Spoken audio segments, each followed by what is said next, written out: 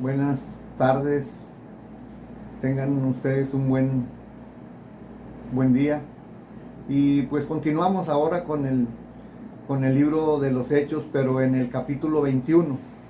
En este capítulo nos narra el viaje que tuvo Pablo desde Siria, desde Asia hasta Siria. Y vemos que pasa por muchas ciudades. Del versículo 1 al 7 podemos ver todas las ciudades que él cruzó, ¿sí? Y todos los inconvenientes que él tenía, todo lo que él pasó en ese viaje hasta que llegó ahí a Jerusalén, ¿verdad? Podemos ver ahí en esos capítulos iniciales donde él viaja de una ciudad a otra en barco.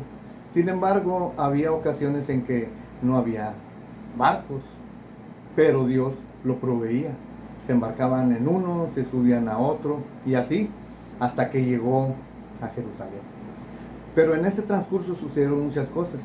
Podemos ver allí del capítulo 8 al 14, ¿verdad?, la oposición que hubo de los hermanos, porque Pablo iba a Jerusalén y a los hermanos que había entre ellos profetas, ¿verdad?, le profetizaban que iba a ser encarcelado, que iba a ser eh, encadenado, pero él no hacía caso, no en el sentido de que no los escuchara, los escuchaba, pero Pablo ya sabía a lo que iba, ¿sí?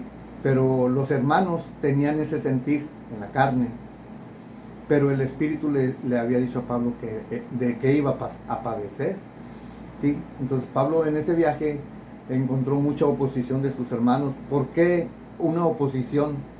Porque lo querían, porque Pablo era uno de los apóstoles que fue y les predicó el Evangelio, ¿sí? Entonces ahí se encontró con los profetas, se encontró con hermanas. Dice que inclusive ahí en la playa, al despedirlo, se arrodillaron. Tenían esa unidad, tenían esa disposición, ¿verdad? La fe y la disposición siempre nos ayudan a estar juntos, ¿sí? Siempre dispuestos y ayudándonos. La fe nos une. Así a ellos también. Esa fe los unía y oraron por Pablo, lo despidieron y sigue su camino Pablo. Pero también podemos encontrar ahí en el viaje que hizo Pablo de Cesarea a Jerusalén. Lo podemos ver ahí en el 15 al 17. Ese viaje que tuvo él, ¿verdad? Se encontró con todos esos, no trancas, sino que advertencias de lo que le iban a suceder. Pero Pablo ya sabía.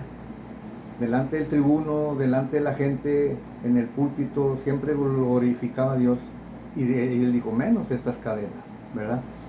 Y él siempre hace caso en ocasiones les hace caso, ¿verdad? Como en ese día, de ahí en el versículo 18, del 18 al 26 nos narra, ¿verdad?, que los hermanos le decían que, pues para que vieran que no había que él no tenía oposición con las leyes de Moisés, que aunque ellos se guardaban, ¿verdad?, de lo no sacrificado, de no la sangre, ¿verdad?, hacían sus votos, subía a Jerusalén, se purificaban por 7 días y ahí le decían que fuera para que le creyeran que él no profanaba el templo. Y en realidad Pablo no lo profanaba después de cristiano. Antes sí, hoy de cristiano Pablo ya no profanaba. Inclusive se hacía como ellos, guardaba la ley. ¿Para qué? Para no hacer caer a los hermanos también. Pero había gente que estaba en oposición a él. Verdaderamente lo querían ver, lo querían matar, lo querían ver muerto. Pero no, ¿verdad? ¿Por qué? Porque el Espíritu Santo lo protegía, el Espíritu Santo le proveía, el Espíritu Santo ponía todos los medios. Créelo o no, el Espíritu Santo hace las cosas cuando nosotros estamos delante de Él, orando, suplicando. Él no ve nuestros pensamientos, Él ve nuestro corazón. Pero ahí en esa ocasión, la gente, los mismos judíos estaban en oposición de Él. Lo vemos del 18 al 26, ¿verdad? Y también nos narra ahí del 27 al 30 que eso mismo le da la ocasión a los judíos para acusarlo de profanar el templo, como lo había dicho ahorita. Pero Pablo no era así.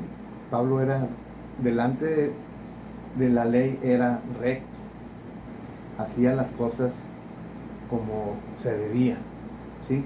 ¿Por qué? Porque lo guiaba el Espíritu Santo. Él estaba atento a la voz del Espíritu Santo. Y luego de ahí vemos donde toda la gente lo atrapa, lo quieren matar, lo apedrean, pero llega el tribuno y lo rescata de las manos de los judíos. Y ahí es donde empieza ya Pablo a compartirles, ¿verdad?, que él no había hecho nada, y empieza a explicarles. Bueno, en el capítulo 22 ahí va a empezar él a narrarle al rey, a los reyes que estaban ahí por jefes, ¿verdad?, de todo lo que había sucedido.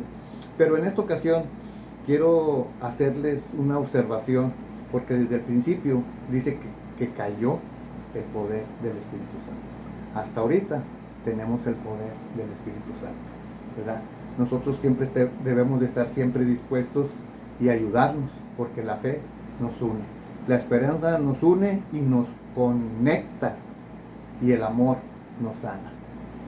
Bueno, pues aquí le dejo esta pequeña reflexión y sigamos los siguientes capítulos poniendo atención a lo que el Espíritu Santo quiere que hagamos. Que tengamos esa unidad y ese mismo sentir en todas las cosas. Que Dios nos lo bendiga.